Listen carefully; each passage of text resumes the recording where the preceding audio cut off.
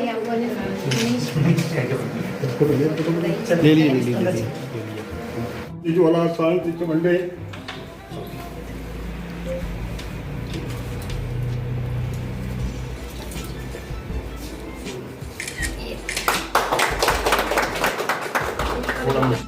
प्रतिष्ठित प्रतिष्ठित वर्दा भाव चढ़ा दो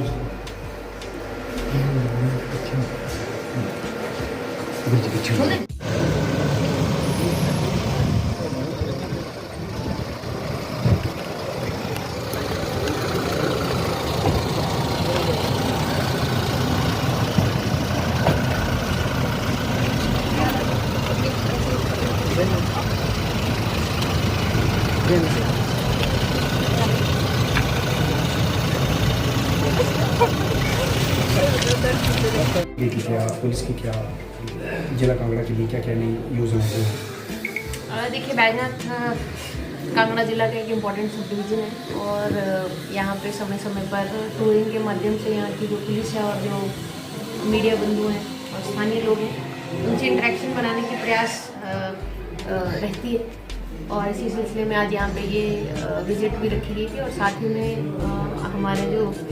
यहाँ पे SHO जो ज्वाइन किए थे उनको एक टास्क दिया गया था कि वो SHO का रूम जिसमें कि विजिटर्स के लिए स्पेस नहीं थी पहले उसको वो नए तरीके से उसको इस्टेब्लिश करें। तो आज मैं बधाई देना चाहूँगी जो स्थानीय SHO हैं इंस्पेक्टर मनीष और स्थानीय DSP अनिल जी कि उन्होंने इस कार्य को संपूर्ण करा और एक अच्छा ऑफिस यहाँ पे जिसमें कि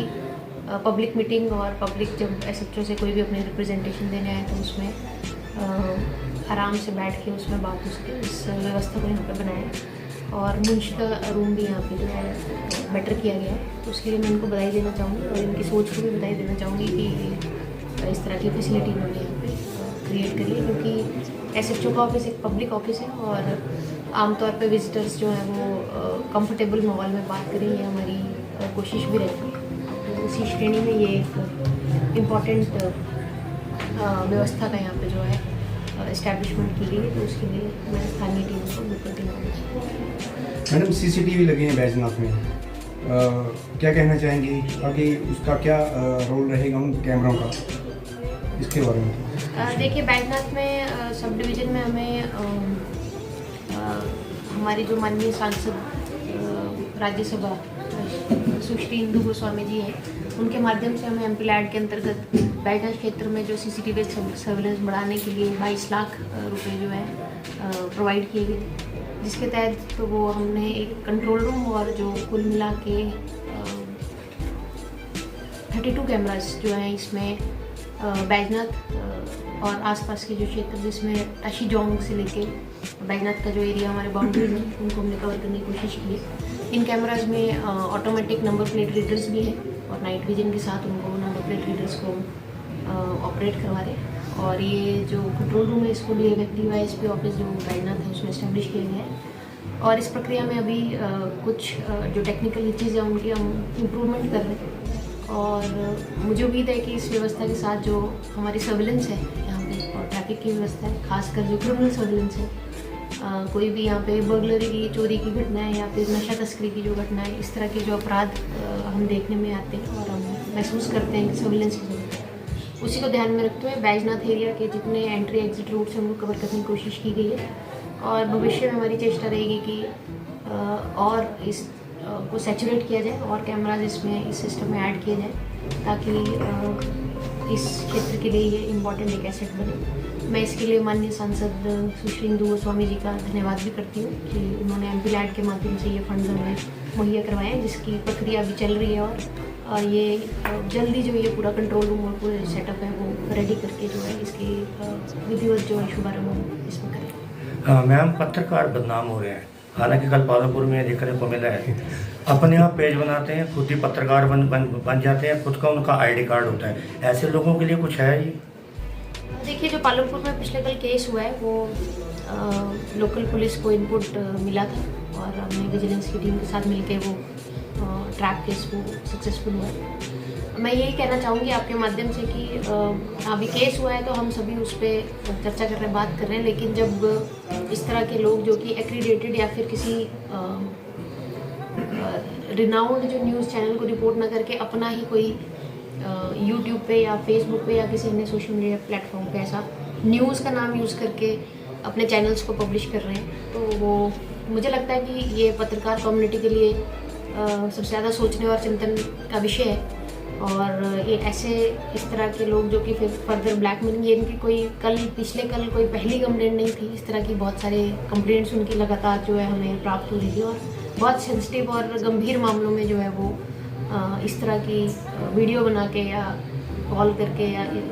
एक तरीके से अपने आप को मिस रिप्रेजेंट करके कि वो पत्रकार हैं, लोगों को सोसाइटी में जो है ब्लैकमेल करने की, पैसा एक्सटॉर्ट करने की जो उनकी प्रक्रिया चल रही थी। तो ये सबके लिए सोचने और चिंतन का विषय है, और पुलिस ऐसे लोगों के लिए जो हमारा लीगल प्रक्रिया हम इनिशिएट करेंगे। मैं आपसे और आपके माध्यम से सभी पत्रकार बंधुओं से ये रिक्वेस्ट करना चाहूँगी कि इस तरह के जो लोग, जो कि कम्युनिटी, क्योंकि पत्रकारिता एक बहुत ही रिस्पॉन्सिबल और बहुत ही ज़्यादा ऐसा फील्ड है जिसका समाज में, प्रशासन के कार्य में और कंट्री की प्रोग्रेस में एक, जिस तरह हम कहते हैं, चौथा स्तंभ भी है कंट्री की प्रोग्रेस के लिए। तो ऐसे लोगों को ज़रूर आप लोग भी अपने कम्युनिटी, अपने ग्रुप से निष्कासित भी करें, बहिष्कृत भी करें और उनको रिपोर्ट भी करें। और पुलिस या सोसाइटी में इस तरह के लोगों को ब्लैकमेल या एक्सटॉर्शन जैसी गतिविधियों में शामिल ना हो। आप लोगों का भी सहयोग चाहिए, चिंतन मनन आपकी तरफ से भी चाहिए, और पुलिस अपना कार्य डेफिनेटली जो हमारा लीगल प्रक्रिया है उसमें करें। मैडम, कहीं ना कहीं से आइडेंटिटी कार्ड ही हायर कर लेते हैं, नाम मैं नहीं कहना चाहूँगा। क्या बैजनाथ के पुलिस के बड़े प्रशासन के अधिकारी से, जहाँ का पत्रकार है, मान लो बैजनाथ के पत्रकार है, बैजनाथ की तरफ से उन्हें अथॉरिटी दिया है कि आप पत्रकार हो या नहीं? देखिए, जो पत्रकारिता का लाइसेंस है या उनके जो आई कार्ड्स है या उनका एक्रीडेशन है, ये पुलिस के कार्य क्षेत्र से बाहर की फील्ड है। और जनरली जो DPRO डिस्ट्रिक्ट में रहते हैं, पब्लिक रिलेशन ऑफिसर रहते हैं, उनके माध्यम से हम एक्रीडेशंस वेरीफाई करते हैं। ऐसा भी हो सकता है कि बहुत सारी लाइव स्ट्रीम्स वो हों जो एक्रीडेटेड श्रेणी में नहीं आती है, लेकिन अगेन जैसे मैंने कहा कि पत्रकारिता एक रिस्पॉन्सिबल प्रोफेशन है और उसको रिस्पॉन्सिबिलिटी से ही करना चाहिए। और इससे पहले भी धर्मशाला में आपके ध्यान में होगा, बिजनेस द्वारा एक और किसी व्यक्ति को जो इसी तरह के मामले में ट्रैक किया गया था। हम लोग अपना कार्य कर रहे हैं। मैं दोबारा अगेन थोड़ा सा इंट्रोस्पेक्शन का विषय सभी पत्रकार बंधुओं के लिए भी ये है कि किस तरह के लोग इस प्रोफेशन में आ रहे हैं, क्या उनको समय रहते